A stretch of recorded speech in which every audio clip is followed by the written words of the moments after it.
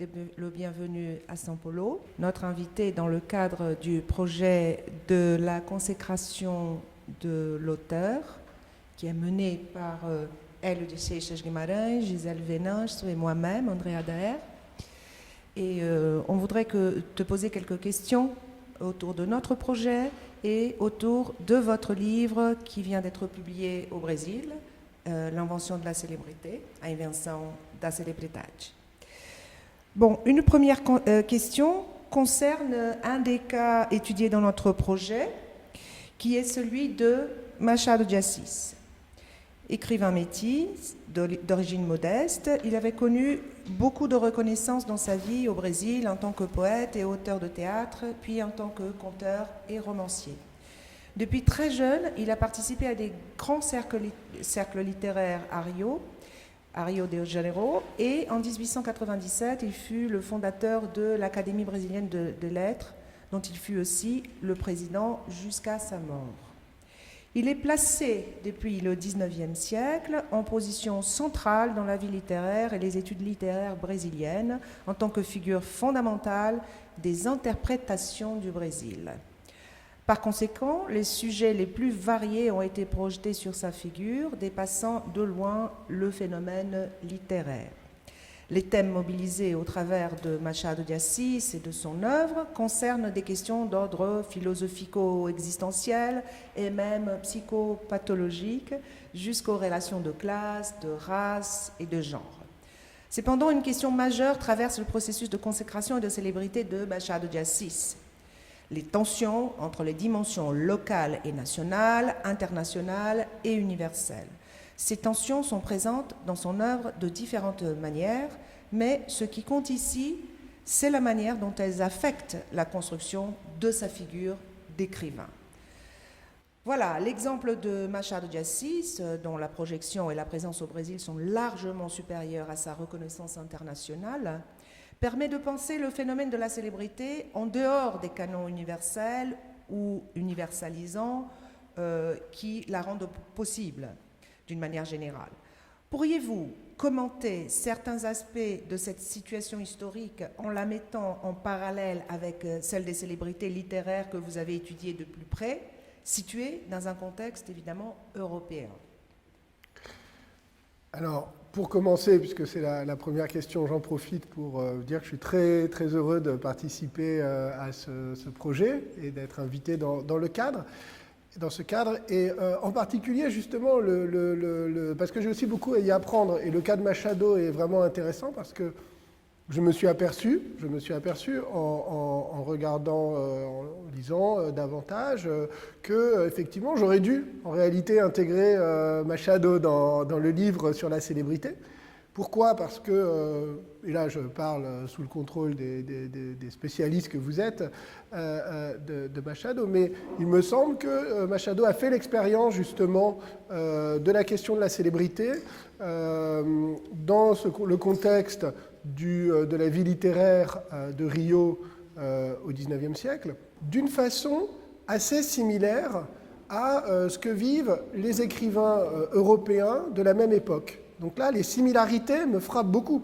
Le rapport, d'une part, à la notoriété, le rapport très jeune, le rapport ensuite à la presse, puisque Machado publie beaucoup de ses nouvelles dans la presse avant de les reprendre en volume, ce qui est le cas aussi évidemment des écrivains, par exemple français, exactement contemporains. Donc on a des mêmes stratégies de publication, des mêmes formes de notoriété. Et puis, exactement comme les écrivains, par exemple français, que je connais mieux de la deuxième moitié du XIXe siècle, il réfléchit lui-même à cette situation de la célébrité. Il y a cette réflexivité, cette prise de conscience des enjeux de la célébrité. Je pense à cette nouvelle, Un homme célèbre, Nomen Celebrem, je ne sais pas bien le prononcer en portugais, je m'en excuse, dans laquelle il réfléchit justement autour d'une figure de musicien à la fois célèbre par sa musique populaire, mais qui rêve, lui, en fait, d'être reconnu et d'être consacré par des productions plus savantes.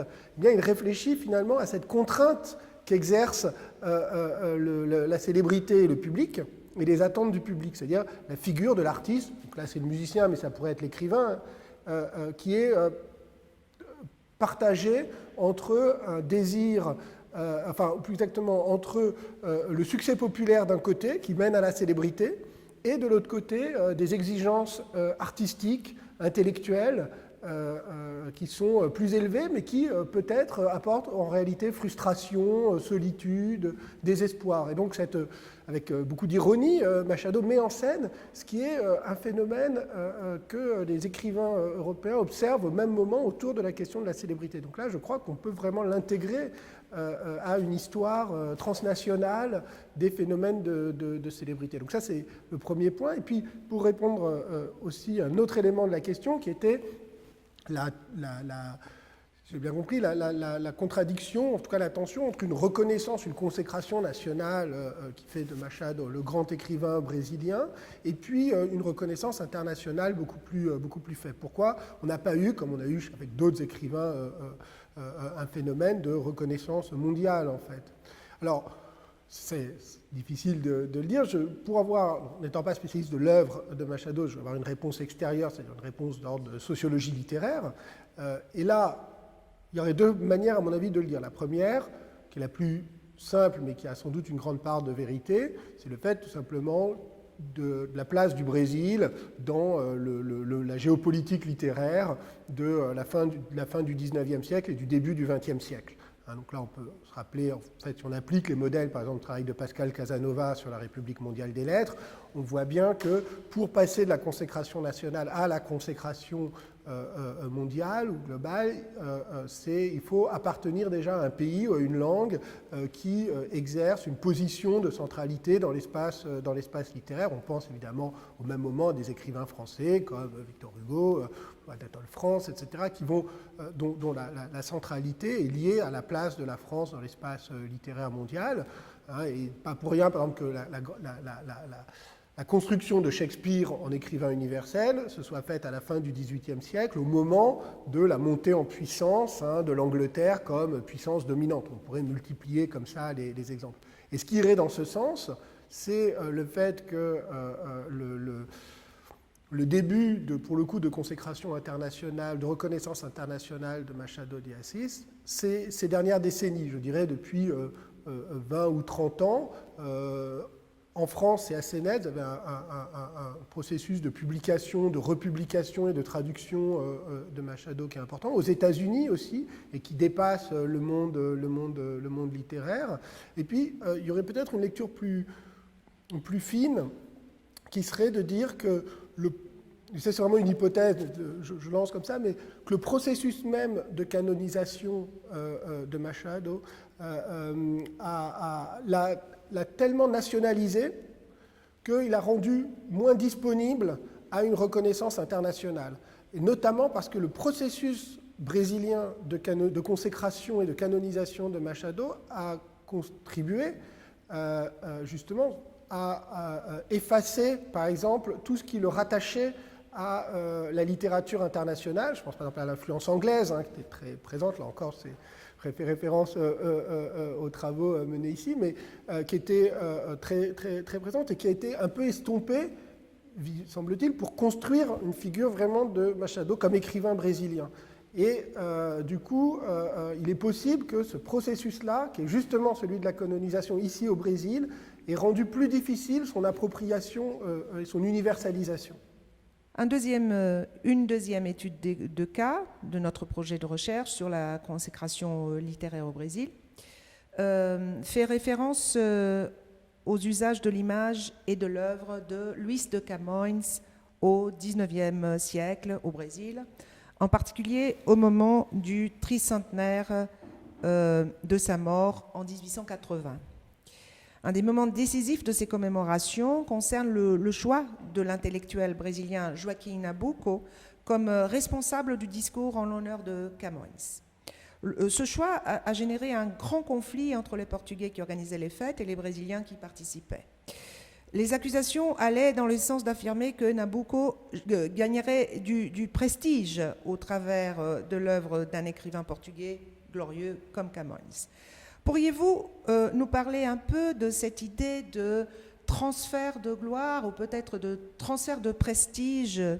Est-ce possible que la gloire d'un auteur contribue à la construction de la célébrité d'autres auteurs?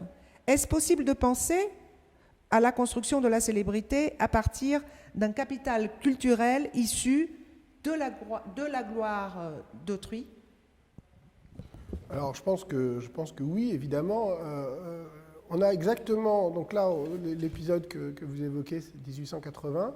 Un épisode, ça me fait penser à un épisode exactement contemporain, en 1878, 2 ans avant, à l'occasion du centenaire de la mort de Voltaire et de Rousseau. Des cérémonies importantes sont organisées à Paris pour commémorer le centenaire. Et Victor Hugo va proférer un grand discours à la gloire de Voltaire. Alors, c'est intéressant parce que Victor Hugo, évidemment, en 1878, est déjà lui-même un écrivain incroyablement célèbre.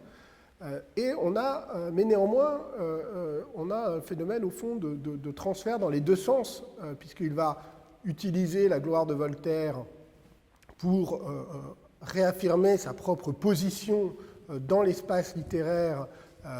On est quelques années après son retour d'exil, avec le retour de la République et la chute du Second Empire.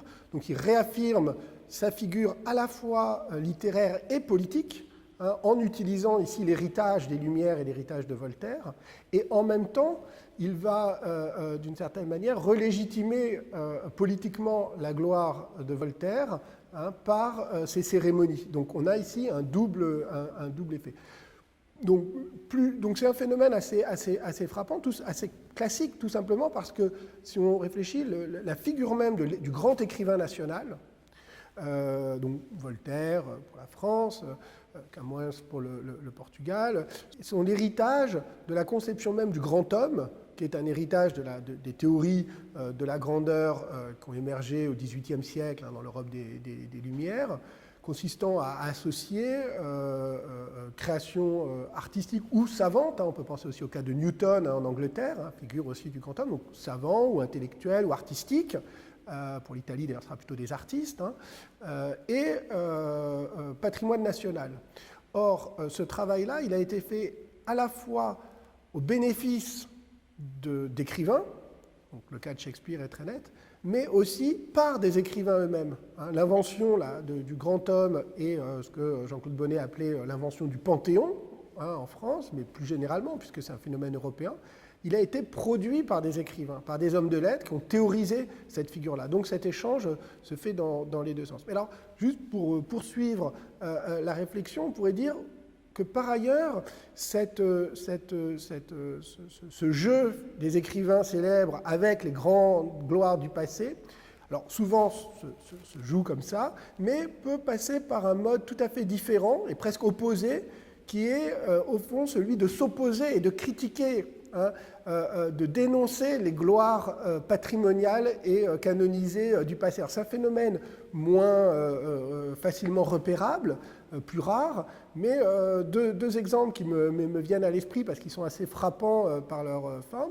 D'abord, on a un exemple très connu qui est celui de Jean-Paul Sartre, et racontant qu'il était allé pisser sur la tombe de Chateaubriand, au Grand Ré. Il raconte cet épisode, il dit, alors évidemment, chez Sartre, c'est à la fois la manifestation de son iconoclasme, la manifestation évidemment de la détestation d'un écrivain réactionnaire, du romantisme échevelé, etc., de Chateaubriand, mais on a aussi là l'affirmation très forte d'une figure d'auteur qui, du fait de sa propre célébrité, dans le Sartre de l'après-Seconde Guerre mondiale, est capable d'affirmer comme ça une position complètement hostile au canon littéraire français. Et plus récemment, un auteur, et donc joue évidemment sur la dimension polémique, très fortement, en disant ça, il sait qu'il va choquer. Un autre exemple, alors, du côté de la littérature française toujours, plus récent, Michel Houellebecq, dont on sait à quel point il a construit une figure d'écrivain provocateur, important, etc., avait un de ses premiers textes qu'il avait, avant même ses grands succès romanesques, c'est un texte consacré à Jacques Prévert.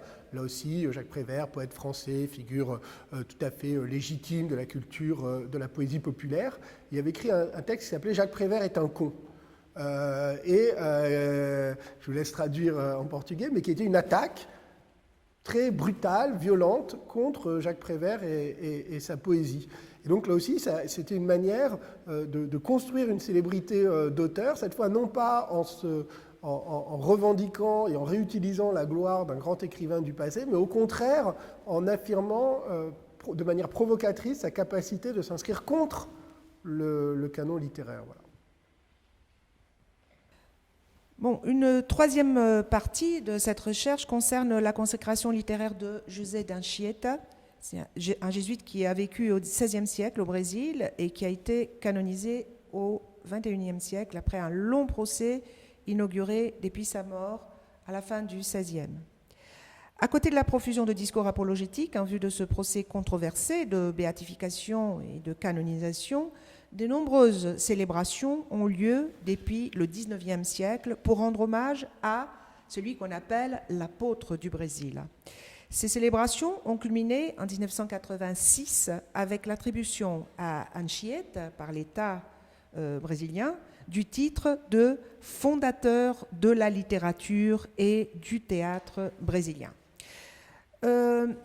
Cette partie de la recherche porte sur justement la monumentalisation des écrits d'Anchieta à partir d'un problème très précis, celui de la relation entre la vie et les lettres, celles-ci anachroniquement considérées comme œuvres littéraires divisées en genres, la lyrique, le théâtre, la prose, les doctrines, etc., à partir de la fin du XVIIIe siècle.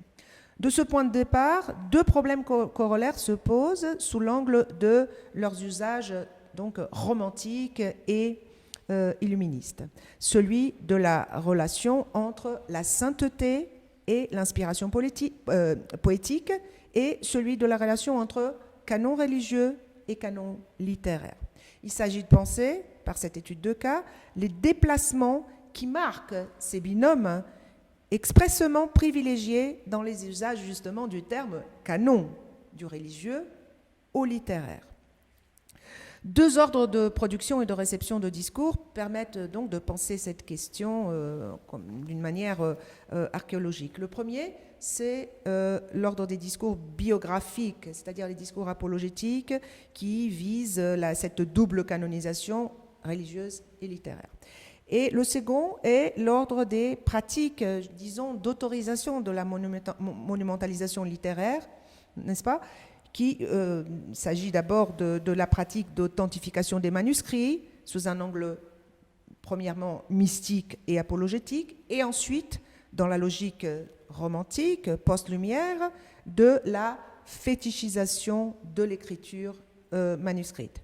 Ces pratiques permettent de penser les continuités entre reliques religieuses et reliques littéraires au moment même où s'établit le processus d'autonomisation du littéraire et du religieux. En ce sens, le caractère mystique de l'écriture d'Anchieta en tant que relique religieuse suggère d'abord l'exigence légaliste de la constitution du procès de béatification des jésuites. Et ensuite, au XIXe siècle, la constitution de la relique littéraire fait partie d'une logique non moins légaliste, puisqu'il y a le droit d'auteur, le copyright, si l'on considère son caractère aussi institutionnel et universel dans ce processus de consécration de l'auteur national, et qui se fonde d'ailleurs sur le collectionnisme et sur une rationalité commémorative. En somme, ces aspects corroborent l'idée d'un déplacement à partir justement du XVIIIe siècle de l'ordre religieux, mystique, à l'ordre littéraire, qui est sans doute diversement mystique, dans un cadre en apparence laïque, en ce qui concerne le fonctionnement des textes et l'authorship. La question est la suivante. Comment l'invention de la célébrité littéraire à cette époque participe-t-elle à ce genre de déplacement ? Et en quoi ces ordres, c'est-à-dire l'ordre des discours biographiques et celui de la production de reliques littéraires, au cœur du régime littéraire inauguré à cette époque, viennent corroborer cette notion naissante de célébrité. Alors, merci, c'est une question très copieuse. Non, sur un cas que je trouve absolument fascinant, parce qu'il permet de documenter là, très précisément une question fondamentale que vous avez très bien résumée en parlant d'un déplacement d'un régime mystique à un régime littéraire moderne. Et là, on voit bien avec cette figure-là ce déplacement. Alors évidemment, avec la question de la célébrité, on peut même multiplier. Là, vous avez pris l'exemple du discours biographique et des pratiques d'authentification des manuscrits. On peut multiplier, au fond, les pratiques et les types de discours que l'on retrouve, en fait, qu'on peut identifier comme étant présents dans le régime mystique, religieux, et toujours à nouveau dans le régime littéraire moderne. On pourrait ajouter par exemple la question de la visualité, la question des portraits, parce qu'on a à la fois le portrait de saint par exemple, qui joue un rôle évidemment très important dans la dévotion religieuse, et les portraits d'écrivains célèbres, qui jouent là aussi un rôle tout à fait important. Dans les pratiques, il y a par exemple la pratique du pèlerinage. Prends l'exemple de Jean-Jacques Rousseau, qu'après sa mort, sur sa tombe sur l'île des Peupliers, on sait qu'il y a des gens qui venaient faire des pèlerinages, venaient se recueillir sur la tombe de Rousseau. Et donc, le fait d'aller se recueillir sur la tombe d'un écrivain, finalement, ça paraît un type de pratique qui est très proche de celle qui existait dans l'ordre religieux. Alors, la question, c'est une fois qu'on a identifié ce maintien, cette persistance de pratiques ou de discours d'un régime, d'un ordre vers l'autre, comment est-ce qu'on l'interprète ? Alors, il y a une interprétation classique qui est celle de ce qu'on appelle le transfert de sacralité. C'est-à-dire l'idée que finalement, pour le dire très brutalement, la littérature est une religion moderne, avec la littérature, certains disent parfois l'art en général, mais on va se concentrer sur la littérature, et la forme moderne de religiosité. Les grands écrivains remplaceraient les saints, la lecture des grandes œuvres littéraires remplacerait la lecture des écritures, justement. Donc il y a énormément de signes qui permettent de tracer cette continuité.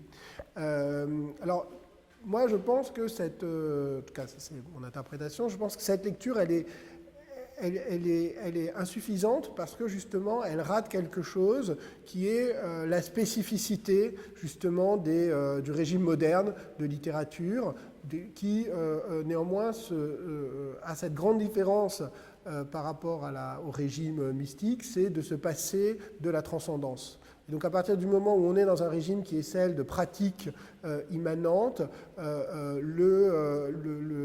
est néanmoins dans quelque chose de très différent. Ce que Pierre Bourdieu rappelait souvent que...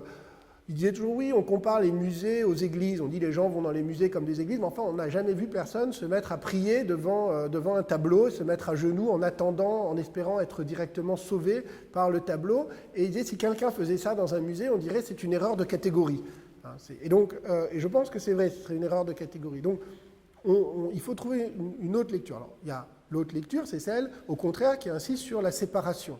Et donc, c'est ce qu'on appelle la légitimité des temps modernes, pour reprendre la formule du philosophe allemand Hans Blumenberg, qui marque là, qui dit au contraire, il faut reconnaître ce que la modernité, à partir du tournant du XVIIIe siècle, certains disent la Renaissance, on peut discuter, apporte de véritablement nouveau dans les pratiques. Alors, si on regarde sous cet angle-là, tout d'un coup, on peut renverser le regard. Et pour revenir au cas d'Anchieta, moi, ce que je trouve très intéressant, c'est la façon dont le régime qui reste celui du religieux, c'est-à-dire celui du procès de canonisation, que vous avez rappelé qu'il a été canonisé récemment.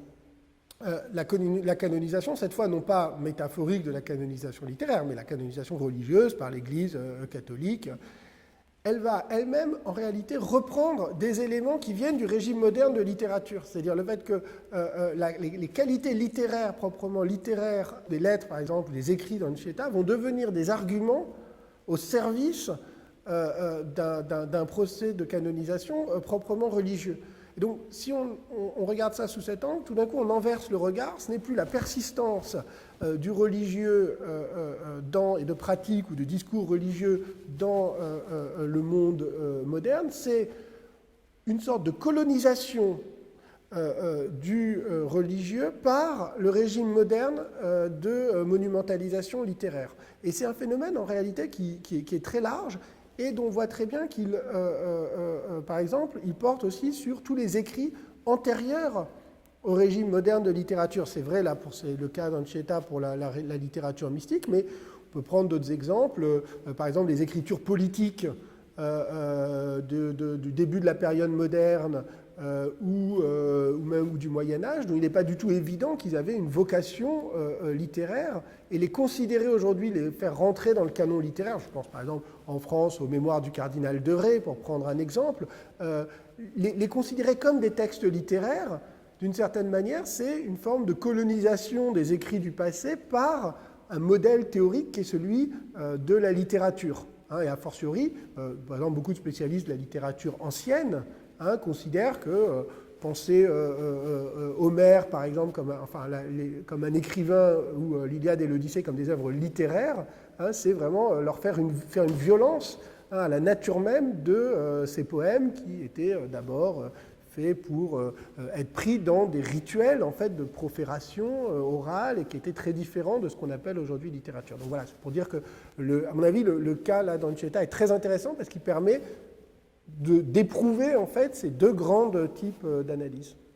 Passons maintenant aux questions plus théoriques ou des questions qui concernent plus directement votre livre, L'invention de la célébrité, A invenção da celebridade.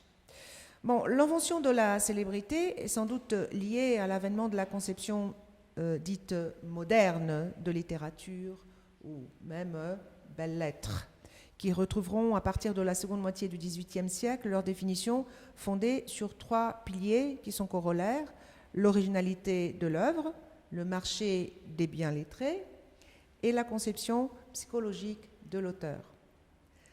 Pourriez-vous, à l'intérieur de cette définition, distinguer à partir de ces trois éléments la construction même de la consécration moderne de l'écrivain en tant que célébrité ? Alors, moi j'aurais tendance à reformuler un tout petit peu les trois piliers par rapport justement au travail sur la célébrité. D'une part, je pense que, vu en tout cas du point de vue de la célébrité, la question de l'originalité de l'œuvre et la question de la psychologisation de l'écrivain, en fait, fonctionnent comme les deux faces de la même pièce. Ce sont deux choses qui sont liées, qui sont ce que j'appellerais la singularisation de l'auteur, l'auteur singulier, puisque l'originalité de l'œuvre, dans le régime moderne de la littérature, elle implique justement que cette originalité soit référée à un auteur singulier et un auteur qui a une profondeur psychologique. L'originalité, c'est vrai aussi en art d'ailleurs, elle est liée à une authenticité et en fait elle est rattachée à un nom propre. Voilà. Là, on a la spécificité, donc je résumerai par la catégorie du nom propre. Le deuxième élément, vous avez tout à fait raison, c'est le marché, l'importance du marché dans les phénomènes, dans la littérature moderne. Et puis, le troisième point sur lequel j'insiste moi beaucoup, c'est la question de la médiatisation de la littérature. Le fait que la littérature, d'abord, la circulation même des textes passe de moins en moins par l'oralité et le manuscrit, mais de plus en plus par la publication. Et donc la publication, l'imprimé, est un média de masse, c'est-à-dire qu'on est dans un modèle d'une circulation, d'une diffusion vers un public anonyme et illimité. Et si on y réfléchit, c'est une rupture absolument fondamentale dans la nature même de l'œuvre littéraire, c'est-à-dire qu'elle s'éloigne de plus en plus de la figure du discours et pour devenir un texte. Et donc la littérature comme texte, et comme texte qui circule, et qui circule à travers des médias. Donc j'évoquais tout à l'heure la presse, évidemment, le livre imprimé. Et cette médiatisation, elle se traduit aussi par la médiatisation de la figure de l'auteur, de la figure de l'écrivain. Donc la célébrité, elle est le point de rencontre de ces trois piliers, puisqu'elle se traduit à la fois donc, par la visibilité médiatique de l'écrivain célèbre comme figure publique. C'était ça que j'avais désigné, cette singularité qui du coup devient à la fois, et on est dans toute l'ambiguïté, à la fois une figure publique, médiatique, mais aussi une figure qui justement suscite la curiosité pour sa singularité. Le cas de Rousseau, sur lequel je m'appuie beaucoup dans le livre, est tout à fait frappant parce que c'est justement le moment où il devient un personnage public, un personnage médiatique, auteur du grand best-seller qui est La Nouvelle Héloïse, par exemple, mais aussi écrivain, polémique, etc. À partir de ce moment-là, le public se passionne pour sa singularité biographique, son authenticité et sa réalité psychologique. Donc c'est là qu'on retrouve le lien, notamment en se passionnant pour sa vie privée, en lui écrivant des courriers, et donc en développant un lien, un rapport sentimental. Et le troisième élément, évidemment, est très présent avec la culture de la célébrité, c'est progressivement la transformation de l'écrivain, en tout cas de sa figure, comme marchandise. On en a les premiers éléments au XVIIIe siècle, mais évidemment, c'est surtout au XIXe siècle que le phénomène va devenir marquant, et va d'ailleurs être critiqué et dénoncé par beaucoup d'écrivains eux-mêmes, comme une forme de prostitution littéraire liée justement à la marchandisation du monde littéraire. Plus précisément, l'invention de la célébrité ne serait-elle pas, dans le même mouvement, l'invention du public ? En quoi l'esthétique naissante au XVIIIe siècle, qui dans la définition d'Alexandre Baumgarten est la science de la connaissance sensuelle, allait de pair avec cette invention même du public, d'un certain public avec une certaine sensibilité, parallèlement et de façon compatible à la théorie générale des arts qui en découlera.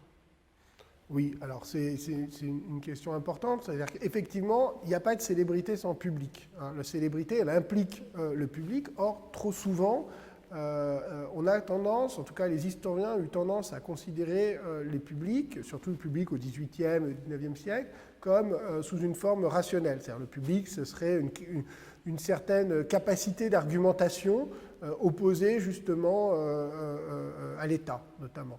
Et là, on reconnaît évidemment les théories d'Jürgen Habermas, qui sont une théorie du public, qui est une théorie très forte, mais qui est une théorie totalement, d'une part, rationaliste et extrêmement logocentrée.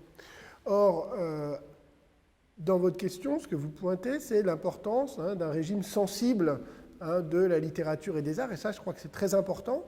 Moi, j'aime bien parler souvent du développement d'un espace public sensible. Alors, on est assez proche de cette esthétique du sensuel. Quand je parle d'un espace public sensible, ce que j'aime bien avec le terme, en tout cas en français, je ne sais pas exactement comment il serait rendu en portugais, mais en tout cas en français, il tient très bien l'ambiguïté, enfin en tout cas l'ambivalence entre deux éléments. D'une part, ce qui est de l'ordre de l'esthétique, c'est-à-dire des sens, notamment l'importance de la vue, par exemple, dans la constitution de cet espace public, et donc de la théâtralité, le fait que le public sont aussi des spectateurs, des gens qui regardent. Donc on a cette importance des sens, et pas simplement du logos ou de l'argumentation, mais on a aussi l'espace public sensible au sens où de la sensibilité des émotions. C'est un espace public émotionnel. Et là, évidemment, la célébrité joue un rôle très important parce que si on la regarde sous l'angle d'un espace public rationnel, critique à la Habermas, évidemment, la célébrité, elle apparaît comme une sorte d'incongruité à condamner, à dénoncer, etc. Mais dès lors qu'on comprend que l'espace public, c'est un espace public sensible, dès lors on comprend que, évidemment, la célébrité, elle est au cœur du développement de cet espace public, parce qu'elle repose dans le rapport aux gens célèbres, et notamment aux écrivains célèbres, d'une part les émotions que transmettent aussi bien les dimensions les plus esthétiques des œuvres et de leur, y compris d'ailleurs de l'apparition publique des écrivains.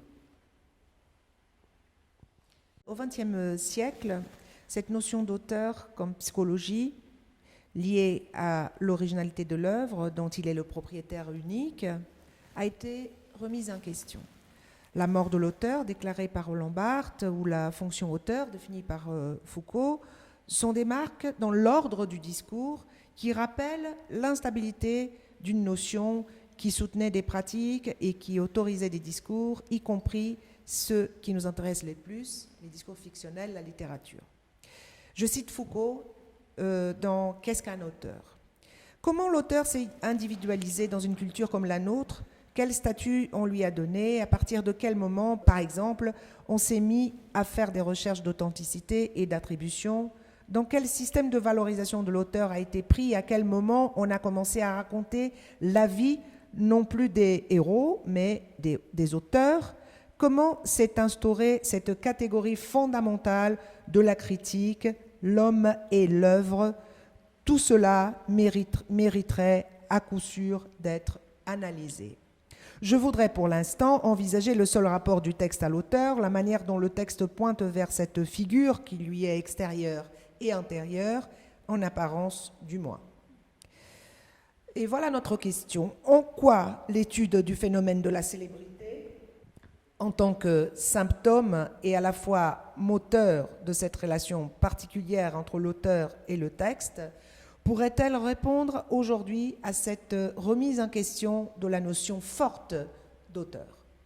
Moi, je pense d'abord qu'il faut rappeler que les textes que vous avez cités, ceux de Barthes et de Foucault notamment, donc la mort de l'auteur, la fonction auteur, d'ailleurs il faudrait les dissocier parce que les textes sont très, très différents, correspondent vraiment à un moment très particulier à la fois des sciences humaines, du moment, disons, structuraliste, puis post-structuraliste, fondé sur la linguistique, avec cette idée justement d'une approche proprement textualiste, se débarrassant de la figure de l'auteur, de la figure biographique, psychologique de l'auteur, et d'un moment d'ailleurs qui est aussi un moment littéraire. On peut penser au nouveau roman. Donc on est dans un moment très particulier, mais aujourd'hui, si on regarde un peu avec distance, c'est quand même une plaisanterie, cette histoire de la mort de l'auteur. Et le meilleur témoignage du côté aporétique de cette lecture, c'est que Barthes et Foucault, puisqu'on les cite, s'il y a bien des figures d'auteurs en sciences humaines ou dans la critique littéraire ou dans la philosophie du XXe siècle, eux-mêmes ont construit des figures d'auteurs extrêmement fortes, extrêmement puissantes, y compris des figures de célébrité académique et universitaire. Donc, y compris la dimension même iconique de l'un comme de l'autre, et leur canonisation posthume. Donc, ils sont eux-mêmes le démenti formel de leur théorie d'évacuation de la figure de l'auteur. Foucault, à la fin de sa vie, publiait un article, même plusieurs articles, de manière anonyme, sous le titre « Le philosophe masqué », parce qu'il disait qu'en tant que Michel Foucault, il ne pouvait plus écrire ce qu'il voulait dire, tellement il était prisonnier de ce dispositif de la célébrité. Donc on voit bien, et aujourd'hui, dans toute une partie du monde universitaire, ou d'ailleurs du monde militant, la figure de Foucault fait l'objet d'une consécration, d'une canonisation tellement forte qu'on voit bien qu'on n'est pas du tout dans la mort de l'auteur. Donc ça, c'est le premier point. Je pense qu'il faut vraiment remettre ces théories dans un moment très particulier et ne pas leur accorder plus d'importance. Surtout cette idée de la mort de l'auteur. Alors avec Foucault, néanmoins on peut nuancer parce que Foucault est très malin, il ne se débarrasse pas de l'auteur, d'ailleurs lui-même est fasciné par des figures très singulières d'auteurs sur lesquels il a écrit, qu'il admirait beaucoup, etc. Donc Roussel par exemple, Sade, etc.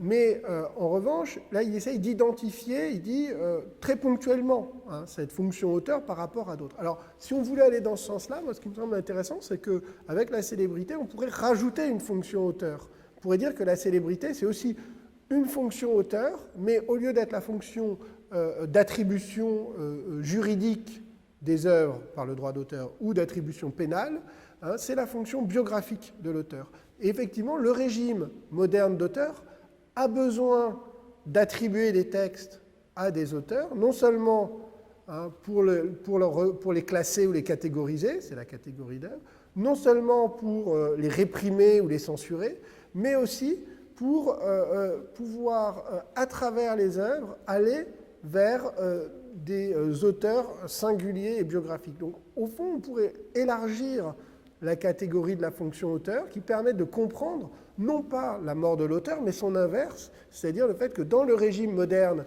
des œuvres, nous ne tolérons plus l'idée d'œuvres qui soient anonymes.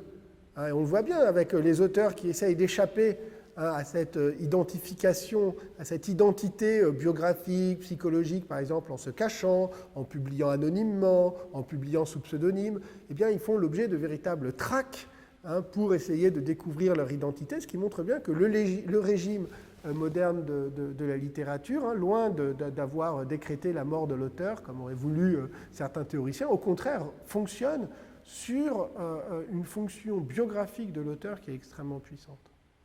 Dans votre livre, vous affirmez que votre objectif est d'étudier la célébrité dans sa naissance, avant sa naturalisation, à savoir la montée de la culture de la célébrité. Son émergence au XVIIIe siècle est liée aux transformations de l'espace public et à l'expansion de la commercialisation des loisirs. Je vous demande comment l'étude de l'origine de la célébrité permet-elle de vérifier les propositions de Habermas sur l'espace public? Et quels seraient les rapports entre la célébrité et la propagande conçue à partir de l'idée d'imitation sociale de Gabriel Tarde? Alors, ce sont deux auteurs qui effectivement sont tout à fait importants dans mon travail. Moi, mon champ de départ, c'est le XVIIIe siècle, c'est les Lumières, c'est là-dessus que je suis parti. Et évidemment, quand on réfléchit sur la question du public au XVIIIe siècle, on est immédiatement confronté à l'œuvre d'Habermas sur l'espace public, dont je parlais tout à l'heure. Par rapport à Habermas, je pense que j'ai une relation un peu compliquée à son œuvre. C'est-à-dire qu'à la fois, je pense qu'il a très bien, c'est une œuvre importante, qui a très bien identifié une transformation importante de la modernité qui est liée à l'émergence d'un espace public, mais qu'il a, si on peut se permettre de dire ça, mal caractérisé cet espace public. Il l'a mal caractérisé parce qu'il est resté prisonnier d'une vision qui est une vision en fait classique de l'espace public, qui est une vision qui est fondée sur l'idéal de l'agora athénienne. L'espace public, c'est l'échange entre individus égaux, l'échange d'arguments rationnels. D'où ce qu'il a totalement sous-estimé, c'est l'importance de la transformation réalisée par les médias. Ce n'est pas très étonnant, puisque Habermas vient de l'école de Francfort. Là, on reconnaît l'influence d'Adorno, même s'il s'est distingué d'Adorno, par une méfiance très grande à l'égard des médias et des médias de masse. Mais du coup, cette méfiance l'a amené à mal caractériser la nouveauté sociologique et historique de l'espace public, et notamment des effets propres de la médiatisation. Et en particulier, dans le cas de l'espace public, cette médiatisation, comme l'ont montré pour le coup des théoriciens et des sociologues des médias, elle a cette caractéristique justement de créer ce que les sociologues des médias appellent un désir d'intimité à distance. Cette dimension, cette chose tout à fait, à la fois très paradoxale et en même temps tout à fait vraie, c'est-à-dire que des individus, des personnes célèbres qu'on n'a jamais rencontrées, avec qui on n'a rien de commun, eh bien, on peut ressentir envers elles un phénomène d'attachement affectif, voire parfois d'identification extrêmement fort et extrêmement puissant. Il n'y a pas besoin d'être un fan totalement délirant pour ressentir quelque chose qui est à la fois de la curiosité, mais qui parfois est lié à vraiment un désir d'intimité très grand, avec un certain nombre de stars, de vedettes, etc. Et on voit ça se développer déjà dans le cadre de la littérature au XVIIIe siècle, aussi bien chez les gens qui collectionnent des portraits de Voltaire et qui les affichent chez eux, ou des gens qui écrivent à Jean-Jacques Rousseau pour lui dire que leur vie a totalement changé depuis qu'ils ont lu ses livres et qu'ils veulent absolument le rencontrer, recevoir une lettre de lui, qu'ils appellent leurs enfants Jean-Jacques ou Émile. Donc ce rapport-là, cette transformation du rapport affectif par l'espace public médiatique, je crois que c'est quelque chose que Habermas n'a pas bien vu, et la question de la célébrité permet ici d'affiner beaucoup ce modèle. En revanche, quelqu'un qui l'avait parfaitement vu, c'est Tarde.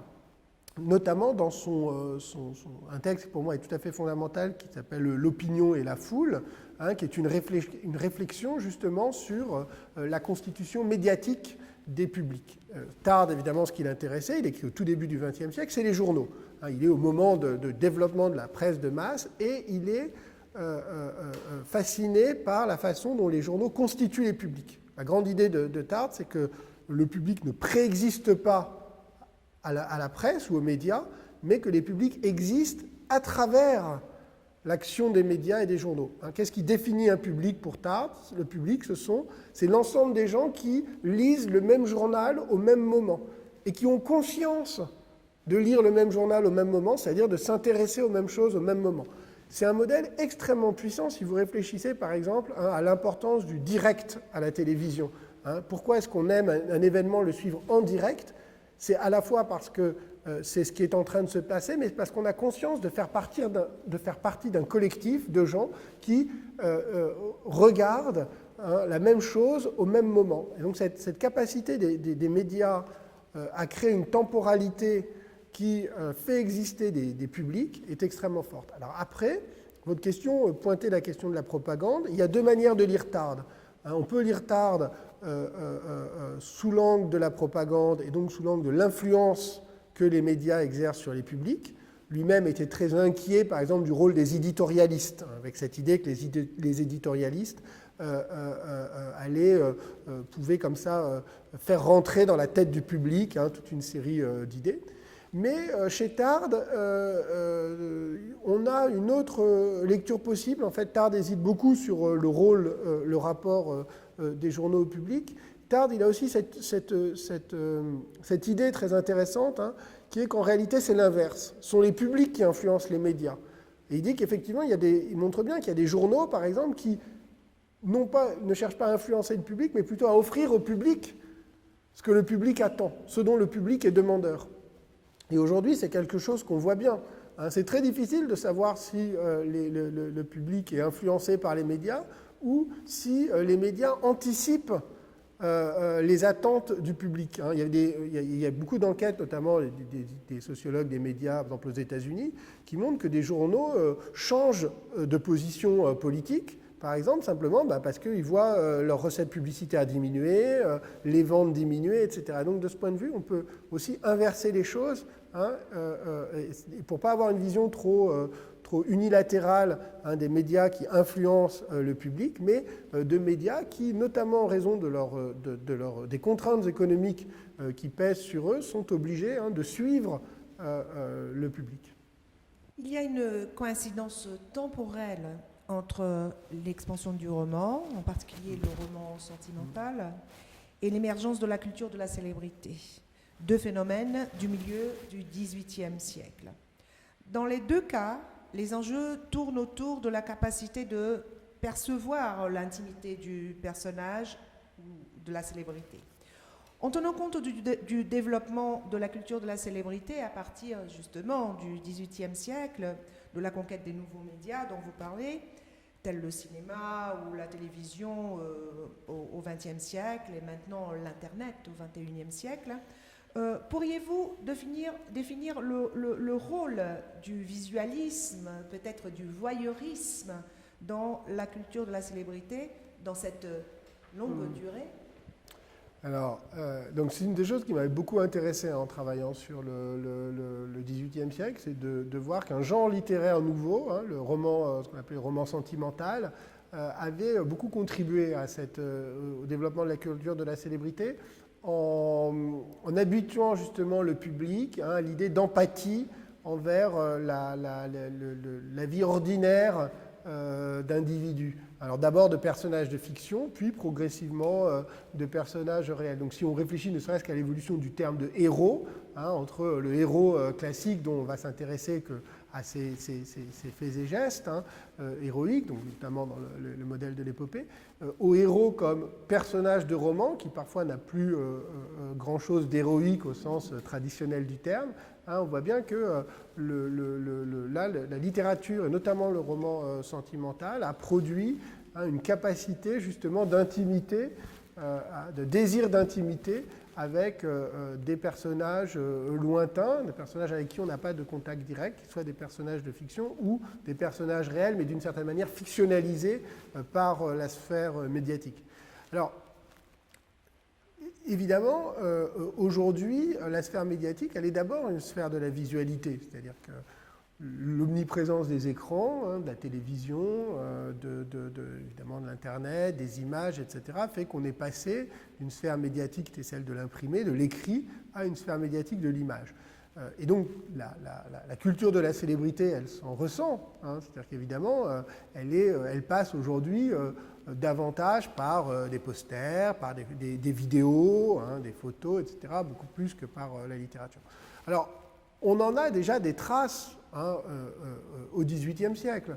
Je reprends toujours mon cas de Jean-Jacques Rousseau. Jean-Jacques Rousseau, il y a toute une série de portraits de lui qui sont réalisés, puis qui sont gravés, qui circulent, et alors ça le met hors de lui, cette idée que les gens vont s'approprier son image. Il faut bien voir que jusqu'au XVIIIe siècle, vous ne pouviez pas posséder l'image de quelqu'un de célèbre. Pour avoir le portrait de quelqu'un, il fallait obtenir son accord.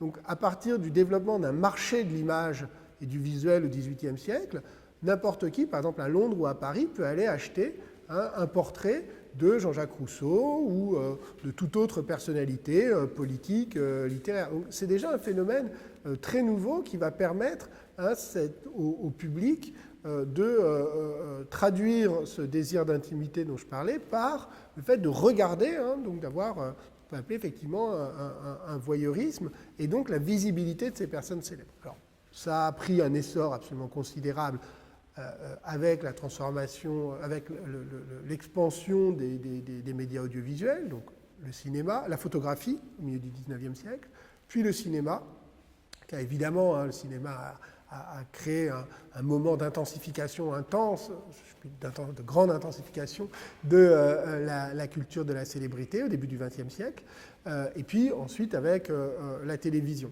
Alors la question qu'on pourrait se poser, me pose à partir de votre question, c'est quel est aujourd'hui le genre, est-ce qu'il y a un genre littéraire, artistique, médiatique qui correspond à la culture de la célébrité actuelle, comme était le roman sentimental au XVIIIe siècle. Si j'avais répondu il y a 5 ans encore à cette question, j'aurais dit sans doute la télé-réalité. Donc la reality TV, comme on dit en anglais, mais la télé-réalité avec toutes ces émissions où des gens sont filmés dans leur vie quotidienne et des gens absolument ordinaires deviennent des célébrités, souvent pour pas très longtemps, mais des gens effectivement qu'on va regarder, les gens regardent pendant des heures à la télévision, des gens ordinaires qui deviennent des célébrités en faisant des choses ordinaires. Donc c'était le modèle de Big Brother dans les programmes télévisés. En France, on a appelé ça le loft. J'imagine que ça existe aussi ici, donc toute une série de formats. Aujourd'hui, je dirais peut-être plutôt que c'est YouTube, c'est les vidéos, avec ce phénomène tout à fait nouveau de ce qu'on appelle les micro-célébrités, les sociologues appellent les micro-célébrités YouTube, de gens qui ont des millions de vues à partir de vidéos qu'ils ont postées eux-mêmes sur Internet.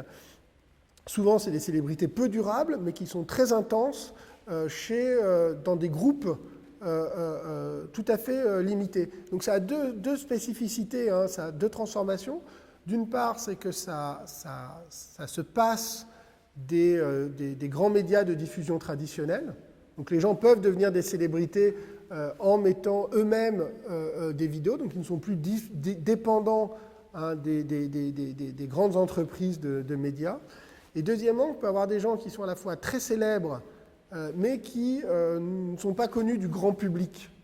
Donc ça, c'est aussi quelque chose de tout à fait nouveau par rapport au modèle, disons, plus classique des célébrités. Vous faites référence dans votre livre, L'invention de la célébrité, Invenção da Celebridade, à l'importance de la pratique de la collection pour la construction de la figure célèbre. Les collections de portraits, de camées, en porcelaine, d'albums et d'autres objets implique une sériation et une singularité aussi.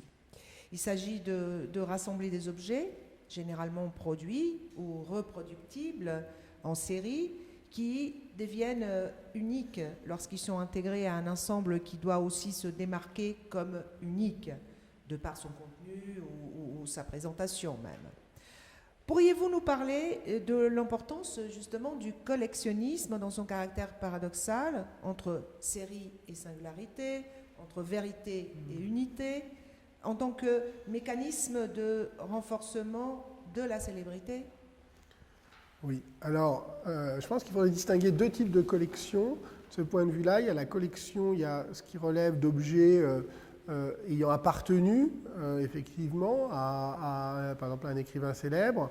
Donc là, on est dans un modèle, on revient à une question qu'on posait tout à l'heure, c'est-à-dire dans un modèle issu en tout cas du religieux, c'est-à-dire le modèle relique. Alors, on est vraiment dans le modèle relique, c'est-à-dire les gens vont attribuer une valeur importante à tel objet, à tel fauteuil, ayant appartenant, je reviens toujours à Rousseau, mais la chaise de Rousseau, il y avait tout un débat, il fallait la conserver, etc. Et par exemple, le modèle des maisons d'écrivains, par exemple, aujourd'hui continue, qui est un phénomène qui, en tout cas, un peu partout dans le monde, a un grand succès. Les gens viennent pour voir les lieux et des objets, une collection d'objets qui sont liés biographiquement à l'individu. Donc on est effectivement dans un modèle relique, qui est un modèle musée.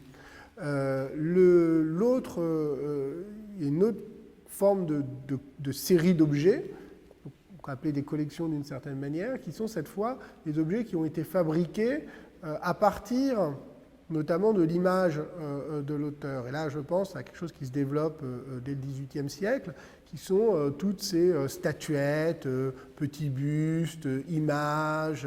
Benjamin Franklin, quand il est à Paris dans les années 1770 comme représentant des États-Unis en France, il écrit à sa fille qu'il n'en revient pas de la multiplication d'objets portant son visage. On a des tasses, on a des médaillons, on a des cartes à jouer, on a évidemment une collection, on peut collectionner des objets qui n'ont pas appartenu à Franklin, mais qui ont été produits pour diffuser son image. Et donc évidemment, ça c'est quelque chose qui aujourd'hui, dans la culture de la célébrité, est omniprésent, et donc ce qu'on peut appeler les produits dérivés de la célébrité. Et donc là, on n'est plus du tout dans un modèle qui est le modèle relique, mais on est dans le modèle commercial de la marchandisation de l'image qui devient une marchandise et qui est vendue. Avec là un modèle qui est celui que le sociologue Luc Boltanski a décrit comme étant le modèle justement du capitalisme moderne, c'est-à-dire ce qu'il appelle l'enrichissement des produits par la forme collection. C'est en collectionnant des objets, on leur donne de la valeur. Donc la valeur, par exemple, ces images d'écrivains en soi n'ont pas de valeur, mais le fait de les collectionner, par exemple, va leur attribuer une valeur qui est liée au fait de les mettre dans une série qui est celle de d'un rapport qui est porté à l'écrivain. Donc là encore, dans le rapport entre l'individu et la série, on a ces deux modèles, celui, disons, de la persistance de la forme relique, je dirais, et celui du développement de la forme marchandise. Maintenant, parlons un peu de la gloire. La gloire étant généralement posthume et durable, elle dépend de la mémoire collective. Et par conséquent, elle dépend aussi des rituels de commémoration. En contrepartie, la célébrité implique la contemporanéité et la présentification. C'est-à-dire que la question de la mémoire collective ou de sa durée serait déterminante pour cette distinction entre gloire et célébrité. Pourriez-vous nous parler un peu des institutions et des mécanismes qui sont à la base de la construction de la gloire, d'une part, et de la célébrité, d'autre part, et quelles sont les intersections possibles entre ces institutions et les mécanismes impliqués dans ces deux formes de reconnaissance publique? Alors, c'est une question évidemment très très large, donc je vais simplement pouvoir l'esquisser, mais esquisser une réponse. Mais effectivement, dans la gloire, principalement, ce sont des institutions, c'est-à-dire des institutions qui sont justement les garantes d'un intérêt collectif et public. Ça, c'est quelque chose d'important parce qu'elles sont censées produire justement du consensus et de l'unanimité. Voilà, au fondement, c'est des institutions qui produisent de l'unanimité. Alors, on peut en prendre quelques exemples. Alors, prendre un exemple tout à fait clair, c'est d'un modèle laïque de consécration.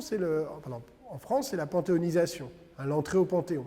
Donc, or, depuis les débats de la Révolution française, savoir qui on va faire rentrer au Panthéon, et d'ailleurs qui on va en faire sortir. Parce que vous savez que Mirabeau, qui est le premier à y rentrer, il en sort 2 ans après, quand les révolutionnaires ouvrent l'armoire de fer et s'aperçoivent qu'il a trahi la Révolution auprès du roi. Bon.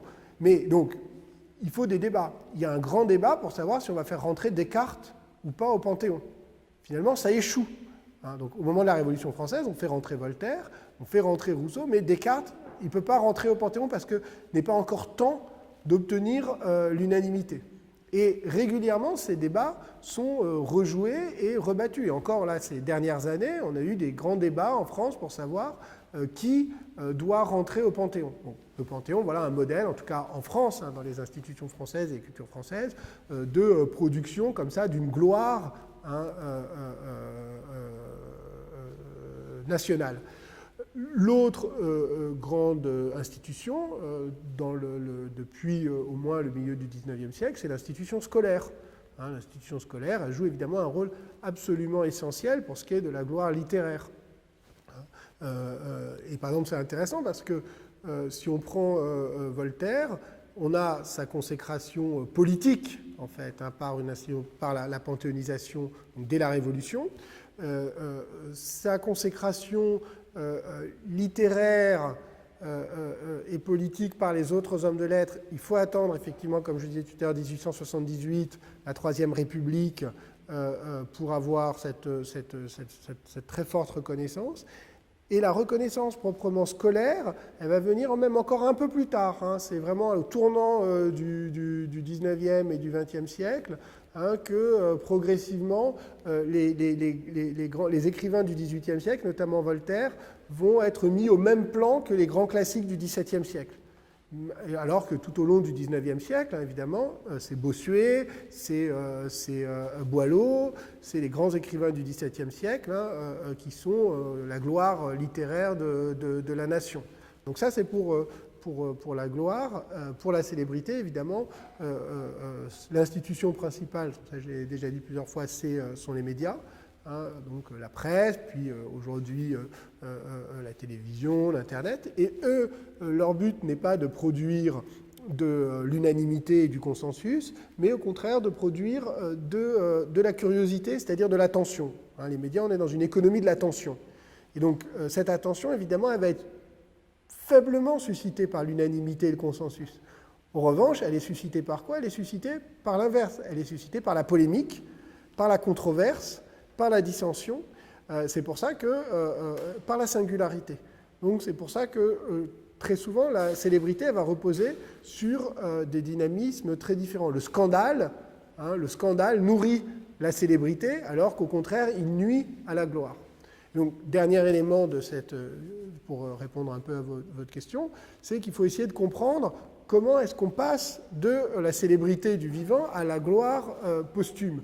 Alors il y a des cas qui échouent complètement, c'est-à-dire qu'on a des tas de gens qui sont très célèbres de leur vivant et puis totalement oubliés ensuite, justement parce que leur célébrité ne reposait que sur une célébrité de scandale, de curiosité, d'attention, etc.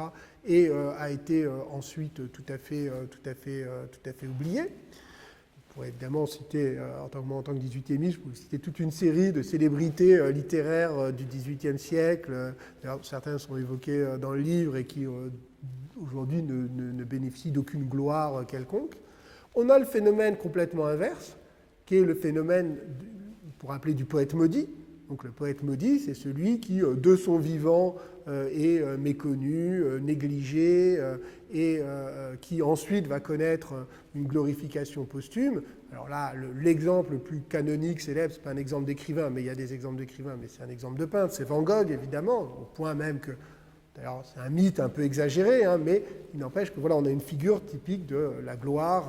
Là, je renvoie au livre de Nathalie Heineck, la gloire de Van Gogh, d'une gloire posthume, d'autant plus importante qu'elle se construit sur l'idée d'un peintre qui n'a pas vendu une toile de son vivant. Donc là, évidemment, les poètes maudits, c'est le même modèle. Et puis, on a des cas qui existent néanmoins de passage de la célébrité du vivant à la gloire posthume. C'est aussi bien pour le XVIIIe siècle Voltaire et Rousseau que plus tard Chateaubriand, Lord Byron, Victor Hugo. Évidemment, on pourrait prendre Sartre au XXe siècle. Et puis, ici Machado de Assis, etc. Donc, donc là, ce qui devient intéressant, c'est de comprendre comment des dispositifs qui étaient des dispositifs justement de controverse, voire de scandale, vont être progressivement effacés au bénéfice justement de la production de traits consensuels permettant justement la production de gloire. Donc typiquement chez Voltaire, ça va se traduire par l'effacement des aspects les plus controversés à la fois de sa personnalité et de son œuvre, pour, au contraire, construire une figure du patriarche des Lumières. Vous décrivez le mécanisme d'aliénation de la célébrité comme une dépossession de la personnalité elle-même. Est-ce un autre paradoxe de la figure de la célébrité, faire de tout pour qu'elle touche à une propriété au prix d'en perdre la possession et le contrôle de sa propre image ? Oui, alors c'est une très bonne question, parce qu'effectivement, a priori, il y a un paradoxe. Comment est-ce que ça peut devenir une propriété et en même temps être dépossédé de quelque chose qui est une propriété ? Alors, déjà, il faut noter que ça devient une propriété. Il y a des possessions parce que c'est une propriété, mais ce n'est plus la propriété, justement, de l'écrivain lui-même.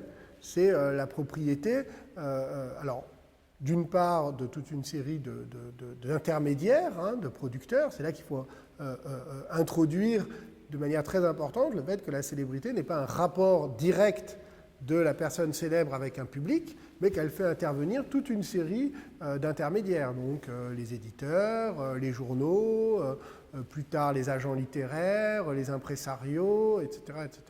Donc l'écrivain devient une propriété, mais justement une propriété qui n'est pas la sienne. C'est là qu'il y a des possessions. Alors on peut aller plus loin d'une certaine manière, puisque ce qui crée au fond l'aliénation, c'est justement que cette propriété, elle est en théorie un individu, n'est pas un objet de propriété. Donc s'il y a propriété, c'est-à-dire qu'il y a réification, pour parler comme le philosophe Axel Honneth. Il y a réification, c'est-à-dire que l'individu, comme personne, est transformé en une chose, en un bien appropriable. Et du coup, ça, c'est quelque chose qui est en fait d'une très grande violence. Et ça, la plupart, et c'est là qu'on retrouve ce paradoxe de la célébrité, qui est que les gens qui ne sont pas célèbres, beaucoup d'entre eux rêvent d'être célèbres. Pourquoi ? Parce que la célébrité, en tout cas dans les mondes de la culture, la célébrité est la marque du succès. Donc, le succès apparaît comme la célébrité comme l'accès à toute une série de biens prestigieux, d'un mode de vie enviable, etc. Mais les gens qui sont célèbres décrivent la célébrité comme une forme de violence et d'aliénation.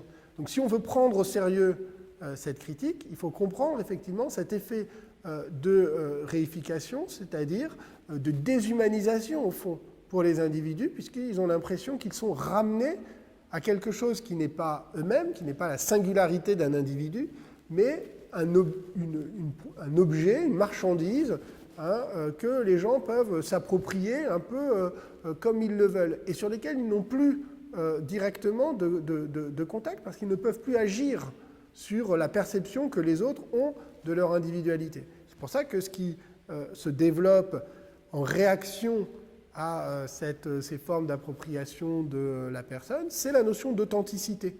qui est tellement importante pour construire un discours qui est, disons, le point normatif sur lequel va être construit tous les discours de dénonciation de la célébrité comme aliénation. Donc là encore, ce n'est pas tout à fait anodin que le premier théoricien de la notion d'authenticité soit Rousseau, en grande partie en réaction aux effets de sa propre célébrité, dont qu'il dénonce justement comme une forme de violence exercée par le public sur lui-même.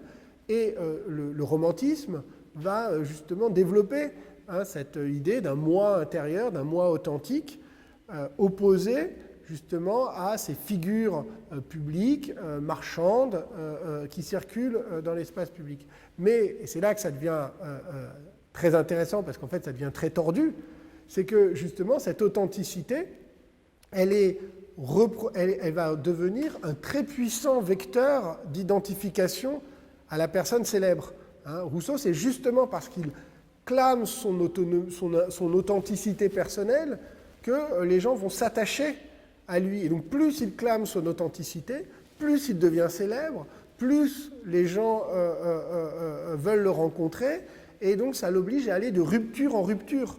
Et c'est pour ça qu'il termine tout seul. Il termine tout seul parce que plus les gens lui disent qu'ils l'aiment, plus il est obligé de prouver son authenticité en montrant qu'il n'est pas ce personnage que les gens veulent aimer. Et on va retrouver à peu près la même chose avec Lord Byron un demi-siècle plus tard. Et justement, vous montrez que la culture de la célébrité, elle est marquée par deux dimensions. D'une part, le développement de la publicité, et de l'autre, une nouvelle conception de soi, du sujet. Et si nous pensons à la figure de l'artiste, cela se traduit par des tensions qui résultent des modalités de cette vision de soi lorsqu'il se fait voir par les autres. Cela est à la base de tous les drames, de tous les conflits des artistes modernes qui ne se reconnaissent plus et parfois même méprisent le public qui les admire. Dans des cas extrêmes, ces déchirements de l'artiste célébrité mènent à l'autodestruction et même au suicide, ce qui potentialise davantage sa célébrité. Diriez-vous en ce sens qu'il y a une composante autophage et destructrice dans cette culture de la célébrité ? Alors oui, on travaille sur Rousseau, par exemple. Donc, dans le livre, il y a tout un chapitre sur Rousseau, visé à montrer que ce qu'on appelle traditionnellement la paranoïa de Rousseau. Alors certes, il ne s'est pas suicidé, même si à l'époque, des gens pensaient qu'il s'était suicidé. C'était une rumeur qui a beaucoup circulé. Mais disons qu'il s'est enfermé dans une solitude paranoïaque. Et mon travail consistait à dire que plutôt que d'avoir une lecture psychologique et pathologique de Rousseau, il faut plutôt comprendre là les effets, effectivement, proprement sociopathologiques et autophage, si on veut, de la célébrité. Il est détruit par sa propre célébrité, et dans l'histoire depuis Rousseau jusqu'à la fin du XXe siècle, jusqu'à aujourd'hui, des cas de célébrité suicidaire, mélancolique, dépressive, etc., sont suffisamment nombreux pour qu'on prenne au sérieux cette dimension-là, cette dimension destructrice de la célébrité. Alors néanmoins, parce qu'il faut insister aussi sur l'autre aspect pour ne pas avoir une vision caricaturale. Et il y a deux autres aspects.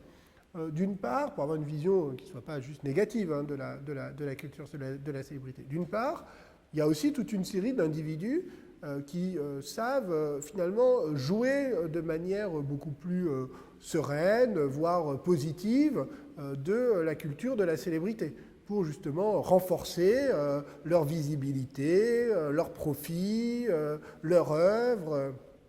On parlait d'artistes, aujourd'hui, dans le monde de l'art, on sait bien, on a des artistes, pensons à Jeff Koons évidemment, qui est un maître lorsqu'il s'agit d'utiliser sa célébrité personnelle justement au profit de son œuvre, au profit de sa visibilité, au profit de la valeur marchande de son travail. C'est vrai aussi chez les écrivains. Il y a une série d'écrivains qui sont capables de manufacturer, on peut dire, leur image publique, hein, qui le font avec une grande aisance, parce qu'ils en sont au fond tout à fait satisfaits. C'est vrai aussi pour les acteurs de cinéma, par exemple. D'accord, il y a des Marilyn Monroe qui se suicident, mais vous avez aussi toute une série de stars contents d'être stars et qui vivent, semble-t-il, en tout cas assez bien leur célébrité. George Clooney n'a pas l'air d'être si malheureux de vendre des dosettes d'expresso dans le monde entier. Ça ne nuit pas à sa carrière. Ça doit bien remplir son compte en banque. En tout cas, il n'a pas l'air d'avoir de problèmes autodestructeurs avec sa célébrité mondiale. Donc voilà, il faut aussi avoir cet aspect-là. Et puis le dernier élément sur lequel je voudrais insister, c'est qu'il y a... la célébrité peut aussi avoir des effets tout à fait positifs, y compris sur les fans et sur le public, hein, au sens où elle n'est pas simplement un phénomène d'aliénation marchande, etc. Elle est aussi un dispositif qui fait exister des publics et qui, notamment, permet toute une série d'apprentissages, exactement après tout comme l'art ou la littérature, hein, permet de vivre d'autres vies, de construire des personnalités par rapport à des modèles qui sont des modèles puissants, hein, des modèles référenciés. C'est vrai chez des écrivains, avec des modèles d'écrivains, par exemple, pour beaucoup de gens, le fait d'avoir à un moment donné, de s'être identifié affectivement à des grands écrivains, ça a pu être quelque chose qui peut être une aide, hein, assez puissante, de se sentir membre d'une collectivité. Hein. Les fan clubs, ça sert aussi à ça. Ça sert de manière générationnelle, par exemple, à se définir de façon générationnelle par des formes culturelles, et même, dans certains cas, à renforcer une capacité d'action.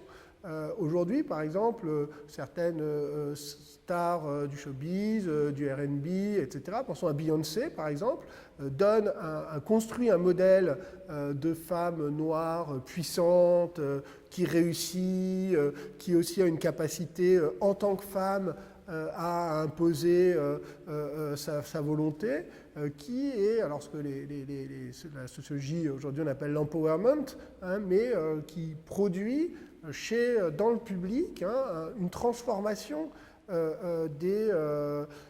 disons, des modèles d'identification. C'est pareil aussi sur les mœurs, hein, sur les mœurs, sur la reconnaissance, par exemple, publique de l'homosexualité ou de toute une série de pratiques. Souvent, des stars, hein, des vedettes qui ont une plus grande liberté ont pu jouer un rôle assez important de normalisation, hein, d'un certain nombre de pratiques. Donc ou encore plus récemment, le mouvement MeToo, par exemple, hein, venant du cinéma, joue un rôle assez important pour mettre dans l'espace public, grâce à la visibilité, à la capacité de parole d'un certain nombre de gens célèbres, des questions qui en fait intéressent l'ensemble de la société. Donc voilà, ça c'est pour avoir aussi pas uniquement la vision autodestructrice de la célébrité, mais le fait que les célébrités, la vie des célébrités joue un rôle qui est ambivalent, mais qui peut aussi avoir des fonctions qui sont positives. Une dernière question. Alors, vous écrivez que la relation entre le culte des célébrités et le culte religieux, proposé d'ailleurs par Edgar Morin à la fin des années 50, est devenu un lieu commun. Et d'autre part, vous dites que l'autre explication de la célébrité est plutôt sécularisée en l'associant au capital et à l'économie du spectacle. Ne pourrait-on dire que la logique religieuse est derrière ces deux modes d'explication, si l'on considère le capital et le marketing comme des nouvelles formes de religion? Alors, si on considère effectivement l'économie marchande capitaliste comme une forme de religion, évidemment, on peut dire ça, mais qu'est-ce qu'on y gagne? Qu'est-ce qu'on y gagne? Moi, je suis un peu sceptique parce que dans ce cas-là, tout est religieux. Hein, donc, tout ce qui est... alors, c'est une valeur, effectivement, c'est une production de valeur, mais toute production de valeur n'est pas religieuse au sens où elle n'est pas une production de croyance. Hein. Donc moi je pense que c'est très important d'un point de vue analytique de décrire, de distinguer des formes de mécanismes. Donc je pense que l'idée de dire par exemple qu'aujourd'hui la marchandise est une religion, que le capitalisme est une religion, c'est une facilité. Voilà, c'est une facilité, une sorte d'usage métaphorique de la religion pour dire quelque chose qui a une valeur excessive. C'est-à-dire, en fait, c'est utiliser la religion uniquement dans une sorte de répertoire critique de dénonciation du capitalisme, mais je pense que ce n'est pas le plus efficace, y compris si on veut critiquer les excès et les abus, du capitalisme marchand. D'ailleurs, Marx, par exemple, ne se serait jamais prêté à ce genre de facilité. Il savait très bien, justement, que la puissance de la marchandise et du capitalisme marchand, c'est de reposer sur des mécanismes sociaux qui sont assez différents de celles de la religion. Donc, moi, il me semble plus important de distinguer ces différents éléments. Alors, globalement, et pour finir là-dessus, il y a effectivement ce modèle traditionnel qui consiste à voir les célébrités comme, la culture de la célébrité comme une continuation, notamment du culte des saints. Il y avait, par exemple, en France, un livre de Jean-Claude Schmitt, grand historien médiéviste, qui s'appelait des saints aux stars. Donc avec cette idée. Puis il y a eu pas mal de travaux en anthropologie, par exemple, en ethnologie, qui essayaient de retrouver dans le culte des stars des éléments venant de la religion populaire et du rôle intercesseur des stars. Donc, il y a par exemple travaux de Marie-Christine Pouchel sur Claude François, sur les fans de Claude François. Donc c'était assez intéressant pour ça, mais au fond, elle montrait bien que ça ne marchait pas tellement, parce qu'en fait, les types d'attentes étaient très différents, et que surtout, il y avait un rapport en réalité ludique, distancé, ironique, aux stars, ou aux vedettes, ou aux gens célèbres, qu'on ne retrouvait pas de la même manière dans le religieux. Donc moi, ce qui m'intéresse, c'est d'insister plutôt sur deux mécanismes assez différents, qui sont donc d'une part le développement de la société de consommation et de penser les stars comme des produits de consommation, et d'autre part les effets socio-émotionnels du développement de la sphère médiatique. Voilà, des formes d'envoûtement médiatique sur lesquelles repose la culture de la célébrité. Merci Antoine Lilti pour cet entretien très intéressant dans le cadre de notre projet de recherche sur la consécration de l'auteur.